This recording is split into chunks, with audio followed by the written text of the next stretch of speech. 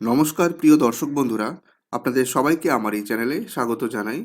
আপনারা স্ক্রিনে দেখতে পাচ্ছেন the foreign contribution regulation act 2010, অর্থাৎ এই আইনটি পুরোটি যেখানে লেখা রয়েছে সে আইনের কপি আমি আপনাদের কাছে আজকে এখানে প্রেজেন্ট করছি।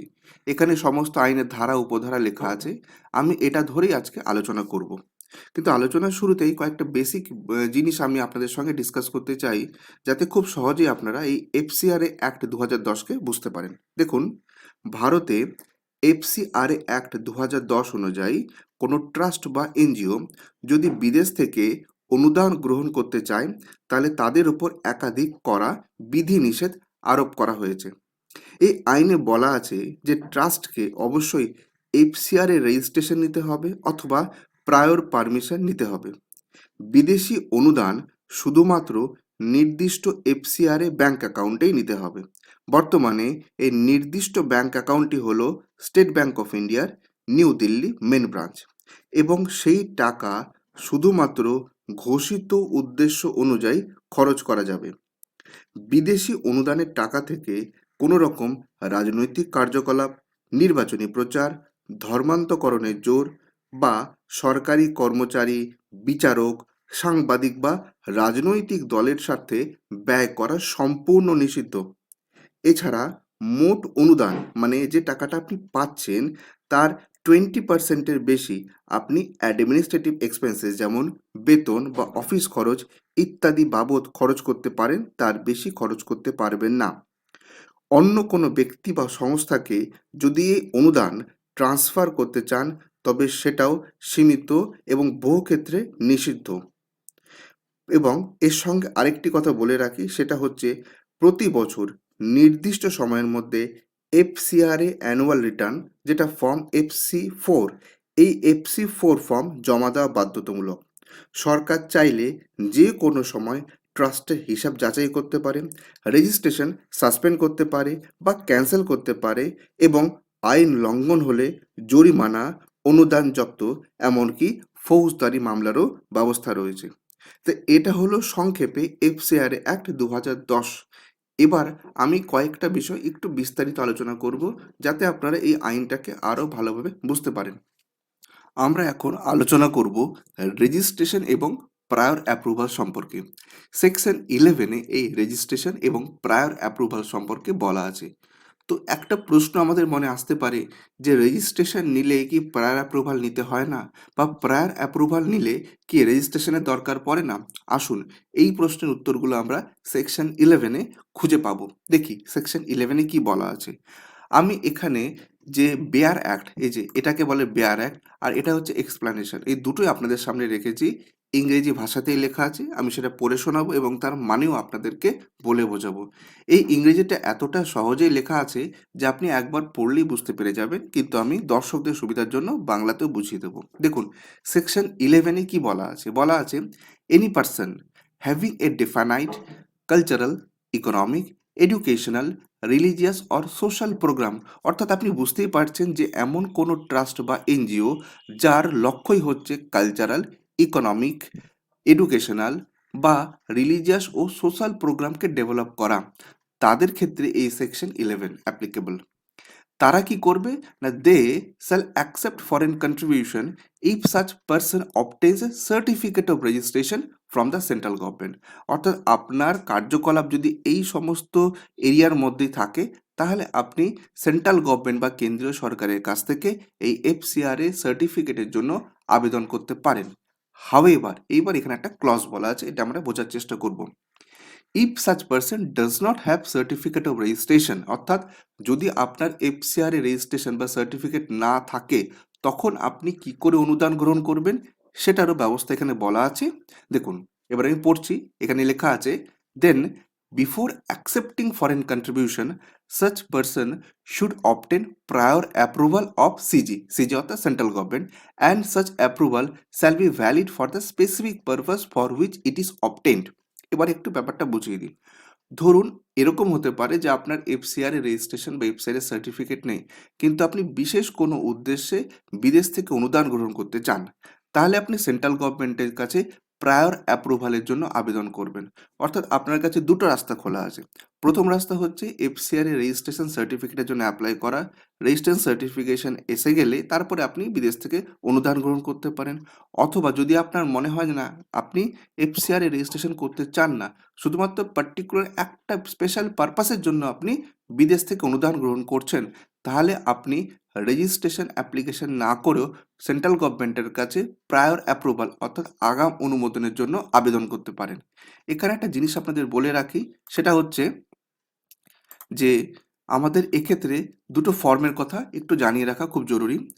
আপনি যদি রেজিস্ট্রেশন করতে চান তাহলে তার জন্য FC3A ফর্ম ফিল আপ করবেন। আর যদি আপনি প্রায়র পারমিশন বা প্রায়র অ্যাপ্রুভাল নিতে চান তাহলে ফর্ম FC3B ফিল আপ করবেন। এবার আসুন আমরা আমাদের মূল আলোচনায় ফিরে আসি। তো সেকশন 11 এর প্রথম পয়েন্ট আমাদের ক্লিয়ার হলো। এবার আসছি সেকেন্ড পয়েন্টে। If any person has been found guilty under the provision of this act, অর্থাৎ যদি কোনো ব্যক্তিকে এই আইনের কোনো ধারায় গিল্টি বা দোষী সাব্যস্ত করা হয়, তাহলে কি হবে?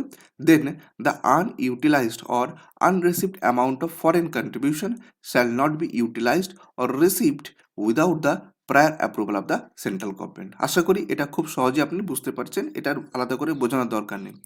এবার আপনাকে আমি যেটা বলবো সেটা হচ্ছে granting of certificate of registration under section 12। তো সেকশন 11 আমাদের কি বললো? সেকশন 11 আমাদের বললো যে কারা কারা রেজিস্ট্রেশন সার্টিফিকেটের জন্য অ্যাপ্লাই করবেন, এবং যদি আপনি এই সার্টিফিকেট এর জন্য অ্যাপ্লাই না করেন তাহলে আপনি প্রায়র অ্যাপ্রুভাল নিয়েও বিদেশ থেকে অনুদান গ্রহণ করতে পারেন। এবার সেকশন 12 বলবে যে কিভাবে এই রেজিস্ট্রেশন সার্টিফিকেট দেওয়া হয়। এবার দেখুন সেকশন 12 কি বলা আছে সেটা আমি আপনাদের কাছে বুঝিয়ে দিচ্ছি। সেকশন 12 বলা আছে যে আপনাকে যদি রেজিস্ট্রেশন সার্টিফিকেটের জন্য অ্যাপ্লাই করতে হয় তাহলে অ্যাপ্লিকেশন করার পর দুটো ঘটনা ঘটতে পারে। এক নম্বর হচ্ছে আপনাকে রেজিস্ট্রেশন সার্টিফিকেট দিয়ে দেওয়া হলো, আর দ্বিতীয় ঘটনা হচ্ছে যে আপনার এই রেজিস্ট্রেশন সার্টিফিকেট যদি প্রপার না হয় তাহলে সেন্ট্রাল গভর্নমেন্ট চাইলে সেই অ্যাপ্লিকেশন রিফিউজ করতে পারে। তাহলে কি করে অ্যাপ্লিকেশন করবেন বা কিভাবে অ্যাপ্লিকেশন করলে আপনার রেজিস্ট্রেশন সার্টিফিকেটটা বেরিয়ে আসবে, আসুন সেটা দেখি। প্রথমেই বলি, every person who makes an application for registration shall open an FCRA account. অর্থাৎ আপনাকে ওই যে একটু আগে বলেছিলাম State Bank of India New Delhi main ব্রাঞ্চে গিয়ে আপনাকে একটা অ্যাকাউন্ট খুলতে হবে, অর্থাৎ আপনাকে আগে একটা এফসিআরএ অ্যাকাউন্ট খুলে নিতে হবে। এই registration shall be normally granted within 90 days, মানে আপনি অ্যাপ্লাই করার পর 3 মাস সময় আপনাকে অপেক্ষা করতে হবে। এই 3 মাসের মধ্যে আপনাকে রেজিস্ট্রেশন সার্টিফিকেট দিয়ে দেওয়া হবে। কিন্তু বহু ক্ষেত্রে দেখা যায় যে এই 90 দিনের মধ্যে রেজিস্ট্রেশন সার্টিফিকেট আসে না। কেন আসে না?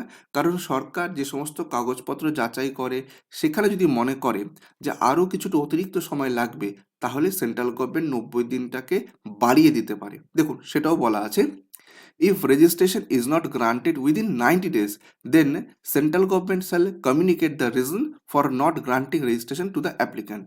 অর্থাৎ 90 দিন হয়ে গেলে আপনি একটা তাদের থেকে কমিউনিকেশন পাবেন যে কেন 90 দিনে আপনাকে রেজিস্ট্রেশন দেওয়া হলো না। তারপরও টাইম এক্সটেন্ড করে তারা কাগজপত্র যাচাই করে আপনাকে রেজিস্ট্রেশন দিতে পারে। এবার আসি পরবর্তী পয়েন্টে, the central government may not give reasons for refusal where there is not compulsion under Right to Information Act 2005। অর্থাৎ সেন্ট্রাল গভর্নমেন্ট কিন্তু বিনা রিজনেও আপনাকে এই যে রেজিস্ট্রেশন সার্টিফিকেট সেটাকে রিজেক্ট করে দিতে পারে, এবং সেখানে কোনো কম্পালশন থাকবে না। কেন থাকবে না? যেটা রাইট টু ইনফরমেশন অ্যাক্ট 2005-এ বলা আছে। এবার আপনি যে সার্টিফিকেটটা পাবেন এই সার্টিফিকেটটা 5 বছরের জন্য ভ্যালিড থাকবে। কিন্তু খেয়াল রাখতে হবে 5 বছর শেষ হওয়ার ঠিক 6 মাস, এই 6 মাসের আগেই কিন্তু আপনাকে রিনুয়ালের জন্য অ্যাপ্লিকেশন করতে হবে। তো এইটা আমি যে আপনাদের সঙ্গে ডিসকাস করলাম এটা হচ্ছে সার্টিফিকেট অফ রেজিস্ট্রেশনের জন্য। এছাড়াও প্রায়র পারমিশনের জন্য আপনি সেন্ট্রাল গভর্নমেন্টের কাছে অ্যাপ্লাই করতে পারেন। এবার আমি আপনাদের বলবো কোন কোন পরিস্থিতিতে আপনার এই সার্টিফিকেট অফ রেজিস্ট্রেশনকে সাসপেন্ড করে দেওয়া যেতে পারে। সেকশন 13-এ বলেছি কিছু কিছু জায়গা আছে যেখানে এই সার্টিফিকেটকে সাসপেনশন করা যায়। Central government shall have the power to suspend the certificate of registration, maximum period of suspension is 180 days. অর্থাৎ 180 দিনের জন্য আপনার এই যে সার্টিফিকেট অফ রেজিস্ট্রেশন এটাকে সাসপেন্ড করা যেতে পারে। এবং সাসপেন্ড করার পর এই যে সাসপেন্ড করার সময় 180 দিনই, 180 দিনে আপনি কি কাজ করবেন না করবেন না তারও একটা বিধিনিষেধ রয়েছে। অ্যাক্ট বা যে আইন সেখানে এত ডিটেলে লেখা থাকে না, পরবর্তী ক্ষেত্রে রুলসে এই সমস্ত বিষয় পরিষ্কার বোঝানো থাকে। তো আমরা বোঝার সুবিধার জন্য এখানে জেনে রাখি যে এই 180 দিন আপনি কিন্তু কোনো রকম ফরেন কন্ট্রিবিউশন গ্রহণ করতে পারবেন না। তাছাড়া যে ফরেন কন্ট্রিবিউশন গ্রহণ করেছেন তার ম্যাক্সিমাম 20% আপনি কিন্তু অ্যাডমিনিস্ট্রেটিভ খরচ মানে অফিস চালানোর খরচের জন্য ব্যবহার করতে পারবেন। দেখুন এখানে পরিষ্কার লিখে দিয়েছে, foreign contribution already received shall be utilised with the approval of CG, অর্থাৎ সেন্ট্রাল গভর্নমেন্টের কাছ থেকে অনুমতি নিয়ে তাদের ইউটিলাইজেশন সার্টিফিকেট দিয়ে আপনাকে কিন্তু এই সময় এই সাসপেনশনের সময় সমস্ত কাজ করতে হবে। এছাড়াও সেকশন 14 আছে, এই সেকশন 14-এ সার্টিফিকেট কখন কিভাবে ক্যান্সেল হয় সে বিষয়ে বলা আছে। এই সেকশন 14-এ যে সমস্ত বিষয় বলছে সেগুলো হচ্ছে, the holder had made any statement which was false or incorrect at the time of making application, অর্থাৎ রেজিস্ট্রেশন করার সময় যদি আপনি কোনো ভুল বা মিথ্যা তথ্য দিয়ে থাকেন তাহলে আপনার রেজিস্ট্রেশন ক্যান্সেল করা যেতে পারে। The holder has violated terms and condition of registration, অর্থাৎ আপনি কোনো টার্মস বা কন্ডিশনকে ভায়োলেট করেছেন তখনও হতে পারে। অথবা if central government thinks it is necessary to cancel the certificate in the public interest, অর্থাৎ পাবলিক ইন্টারেস্টও আপনার এই সার্টিফিকেটকে ক্যান্সেল করা যেতে পারে। The holder of certificate has not engaged in any activity in its chosen field for the benefit of the society for 2 consecutive years or has become defunct, অর্থাৎ আপনি এফসিআর এর রেজিস্ট্রেশন নাম্বার নিয়েছেন, নেওয়ার পর এই যে সার্টিফিকেটে বলা যে কাজ যে পারপাস, যে পারপাসে আপনি ফরেন গ্রান্ট নিয়েছিলেন সেই পারপাসটা 2 বছর ধরে আপনি করতে পারেননি বা ডিফান্ডেড হয়ে গেছেন, তাহলে আপনার সার্টিফিকেট অফ রেজিস্ট্রেশন ক্যান্সেল হয়ে যাবে। এছাড়াও যদি আপনি অ্যাক্টের কোনো মানে প্রভিশনকে ভায়োলেট করেন তাহলেও আপনার এই সার্টিফিকেট অফ রেজিস্ট্রেশন ক্যান্সেল করা যেতে পারে। কিন্তু এক্ষেত্রে একটা জিনিস বলে রাখি, সার্টিফিকেট ক্যান্সেল করার আগে আপনাকে হিয়ারিংয়ের অপরচুনিটি দেওয়া হবে। তো বন্ধুরা আজকে আমি এফসিআর অ্যাক্টের কিছু ফান্ডামেন্টাল জিনিস যেটা আপনার পক্ষে জানা খুব জরুরি সেই সমস্ত পয়েন্টগুলো আলোচনা করলাম। এফসিআর অ্যাক্ট অনেক বড় অ্যাক্ট, এখানে অনেক কিছু ডিসকাশনের জায়গা রয়েছে, কিন্তু একটা ভিডিওতে আমি সমস্ত কিছু আলোচনা করতে পারবো না কারণ সময় সংক্ষিপ্ত। কাজেই আমি অনুরোধ করব আপনারা এই ভিডিওটা দেখুন। যদি আপনাদের মনের মধ্যে কোনো প্রশ্ন থাকে অবশ্যই নিচে কমেন্ট সেকশনে গিয়ে কমেন্ট করে আমাকে জিজ্ঞেস করতে পারেন। এছাড়াও আপনারা প্লিজ আমার চ্যানেলটা সাবস্ক্রাইব করুন, তাহলে যখনই আমি এফসিআর সংক্রান্ত নতুন কোনো ভিডিও আপলোড করব আপনারা সেই ভিডিও থেকেও আরও ইনফরমেশন পাবেন। আজ এখানেই শেষ করছি, আরেকদিন হাজির হব এরকমই ইনফরমেটিভ ভিডিও নিয়ে। সবাই ভালো থাকবেন, ধন্যবাদ।